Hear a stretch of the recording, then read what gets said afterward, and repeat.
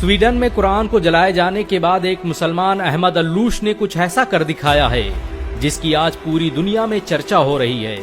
दरअसल कुरान जलाए जाने के बाद स्वीडन के अहमद अल्लूश ने वहां के कोर्ट में एक याचिका दायर की थी कि उसे भी यहूदियों और ईसाइयों की मुकद्दस किताब बाइबिल और तौरात को जलाने की इजाजत दी जाए।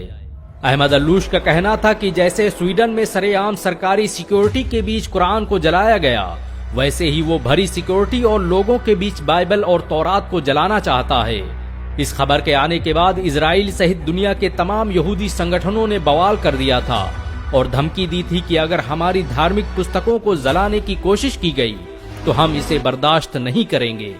इजराइल के राष्ट्रपति ने तो यहाँ तक कह दिया था कि तौरात हमारी सबसे मुकद्दस किताब है, इसकी हिफाजत हम पर फर्ज है और हम इसकी हिफाजत करके रहेंगे। स्वीडन की अदालत ने अहमद अल्लूश की याचिका के बाद उसे बाइबिल और तौरात को जलाने की इजाजत दे दी थी, क्योंकि स्वीडन में धार्मिक पुस्तकों को जलाना अभिव्यक्ति की आजादी माना जाता है, जिसके बाद दुनिया भर की नजरें स्वीडन के इस मुसलमान पर थी।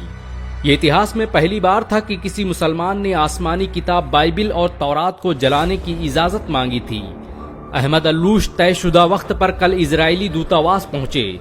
उनके एक हाथ में लाइटर था तो दूसरे हाथ में बाइबिल और तौरात। चारों तरफ दुनिया के मीडिया संस्थान और लोग बाइबल को जलाने का मंजर देखने के लिए मौजूद थे। दुनिया भर की निगाहें अहमद अल्लूश के हाथ में मौजूद उस लाइटर पर टिकी थी।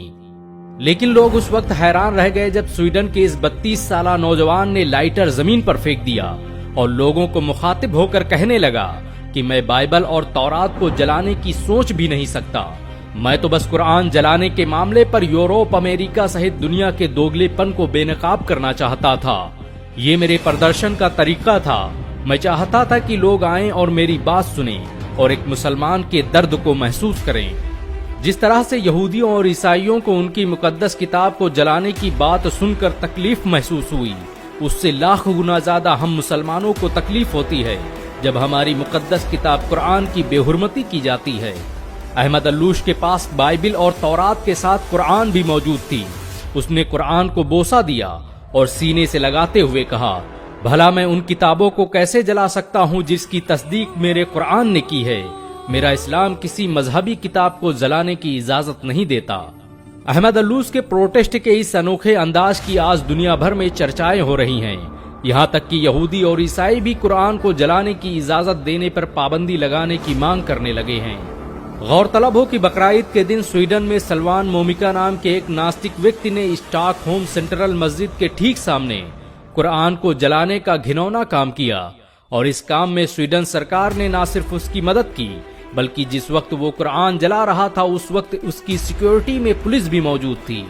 लेकिन इस बार स्वीडन में कुरान के जलाए जाने के हादसे के बाद पूरी दुनिया के मुसलमान एकजुट दिखाई दिए, जिसके बाद अब स्वीडन की सरकार धार्मिक किताबों को जलाने के खिलाफ कानून बनाने की योजना बना रही है।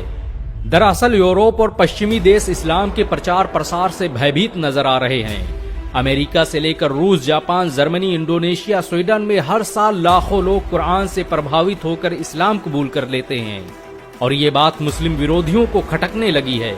यही वजह है कि वो मुसलमानों को नीचा दिखाने के लिए कुरान और पैगंबर मोहम्मद सल्लल्लाहु अलैहि वसल्लम की तौहीन करने की कोशिश करते हैं। लेकिन इस बार जब बात बाइबिल और तौरात की आई तो यहूदी और ईसाई भी इंसानियत की दुहाई देने लगे। अहमद अल्लूश की गैरत ने आज दुनिया भर के मुसलमानों का सर फख्र से ऊंचा कर दिया है। लेकिन जरूरी है कि सभी मुस्लिम देश एकजुट होकर ऐसे लोगों का मुकाबला करें जो मुसलमानों की मुकद्दस किताब कुरान और उनके प्यारे नबी पैगंबर मोहम्मद सल्लल्लाहु अलैहि वसल्लम पर उंगलियां उठाते हैं। वैसे नबी को गाली देने और कुरान को जलाने वालों का क्या हश्र करना चाहिए, नीचे कमेंट में जरूर बताएं। वीडियो को शेयर करें और ऐसी और वीडियो को देखने के लिए हमारे चैनल को सब्सक्राइब करें। घंटा जरूर दबाएं।